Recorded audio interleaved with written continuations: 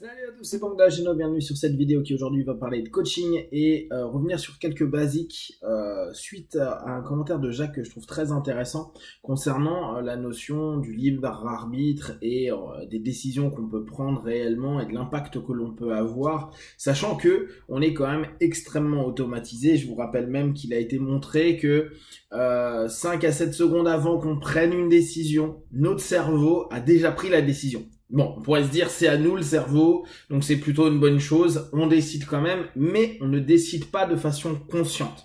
Et c'est vrai que là, on peut par moments se dire, bah ok, donc je n'ai aucun contrôle de ce monde-là et même de ma propre vie, sachant que je ne décide pas vraiment de façon volontaire, mais les décisions ont déjà été prises en amont par moi-même, mais de façon plus involontaire. En tout cas, plus subconsciente, voire inconsciente. Donc je reviens sur une notion de base en coaching, c'est que et en accompagnement de façon générale, en thérapie, etc., c'est que on ne contrôle pas le monde qui nous entoure. C'est un point essentiel, c'est-à-dire que la seule chose sur laquelle nous sommes aptes à travailler, c'est nous-mêmes. Et bien sûr, si on part du postulat qu'on a plein d'éléments chimiques, plein d'éléments transgénérationnels, comme les gens aiment appeler, on va dire génétiques, etc., on va avoir un prisme de possibilités qui est en fait assez réduit au bout du compte. On n'a pas forcément décidé grand-chose d'un point de vue physique, on n'a pas forcément décidé grand-chose d'un point de vue génétique, d'un point de vue intellectuel, etc., etc. Encore que, d'un point de vue intellectuel, on sait que même si on n'est pas forcément très doué sur certains aspects, avec du travail, on peut avoir un feedback. Donc là, on peut prendre une décision. Par contre, la notion de difficulté va peut-être être beaucoup plus importante que d'autres personnes qui, eux, auront des facilités, entre guillemets, par rapport à ce type d'apprentissage-là. Donc, la notion que nous on met en avant, c'est de se dire, je vais travailler sur moi, non pas pour contrôler mon monde extérieur, parce que je ne peux pas le contrôler. Je peux pas contrôler les événements, je peux pas contrôler les personnes, je peux rien contrôler. Même une personne qui veut éduquer son enfant et l'orienter vers quelque chose, il lui arrive plein de fois des retours à se dire, eh merde, j'ai fait une connerie parce que le petit est comme ça. Mais le petit, il est libre aussi. Ouais, il est libre. Il est entre du libre et du non libre, mais en tout cas, il a sa propre aptitude à avancer par rapport au système.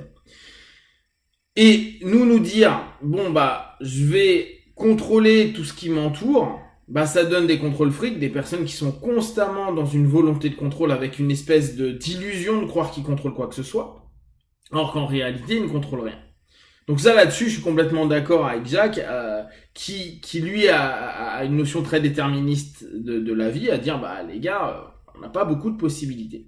Et je pense que le coaching, la thérapie, l'accompagnement, c'est de se dire bah certes, on n'a peut-être pas des tas et des tas de possibilités, même si les speakers et beaucoup de coachs en motivation vous dire mais vous avez pas de limite, vous êtes illimité, etc., etc.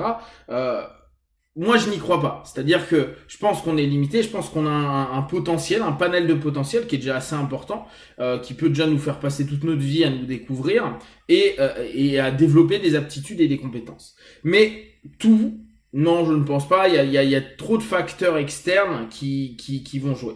Par contre, donc, dans le panel que l'on a, on va quand même avoir la possibilité très binaire de se dire oui, non.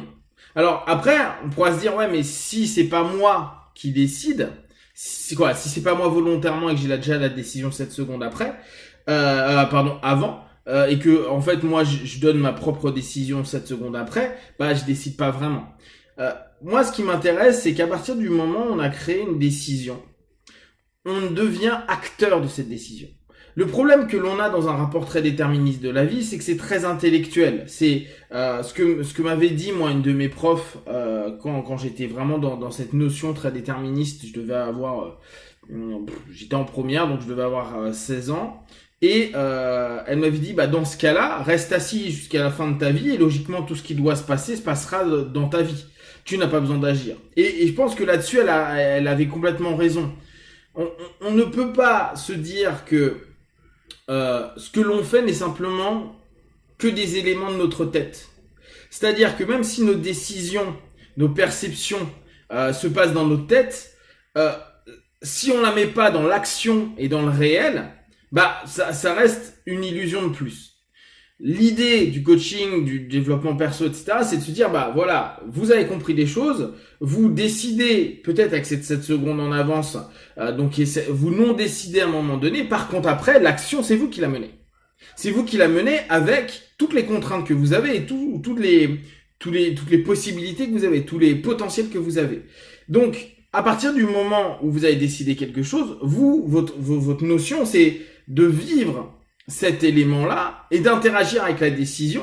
Et si par exemple vous avez pris une décision d'aller quelque part ou de faire quelque chose, c'est de vous imposer de continuer la décision que vous vous êtes proposée. Ou de vous adapter à un moment donné, mais pour X ou Y raison.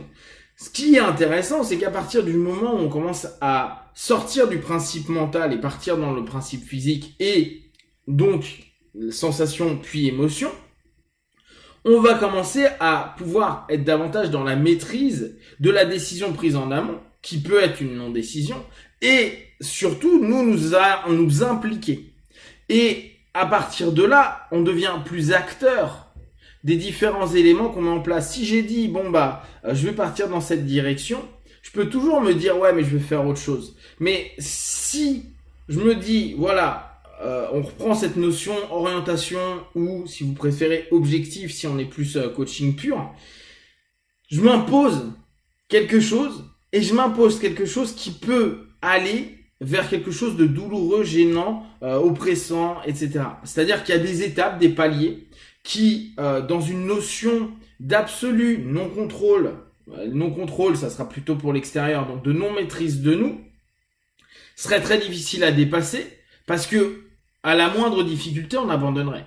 Or, on s'aperçoit que quand on commence à avoir un objectif, quand on arrive à trouver des leviers, quand on stimule certains éléments internes à l'intérieur de nous pour vraiment se dire je veux cet objectif pour, donc les raisons, comment je serai après, là on prend vraiment du coaching de base, on se rend bien compte qu'on a cette énergie de vie, cette envie de dépasser, même au travers de la douleur, même si ça dure des semaines, des mois, voire des années où on est en train de trimer, serrer les dents, continuer à avancer, répéter les mêmes mouvements, répéter les mêmes choses, aller voir les personnes, développer son entreprise, galérer pour avoir de l'argent, etc., etc. Et on continue.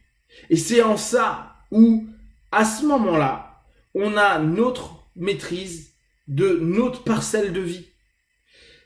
Cette notion d'avancer, d'oser, d'agir, de passer au travers de gênes, de problèmes, de douleurs, ça c'est une notion qui est vraiment quelque chose de personnel. Parce que même si mon cerveau il a décidé 7 secondes avant, quand je le vis, il peut très vite décider, viens, on se casse, ça fait mal, ça va être dur, on va jamais y arriver. Et le fait de se dire, non mais je continue parce que je veux y arriver. Parce que peut-être que je peux pas forcément qu'avec ma volonté, mais je vais répéter, je vais travailler, je vais me discipliner. C'est pour ça que moi je mets autant la discipline en avant.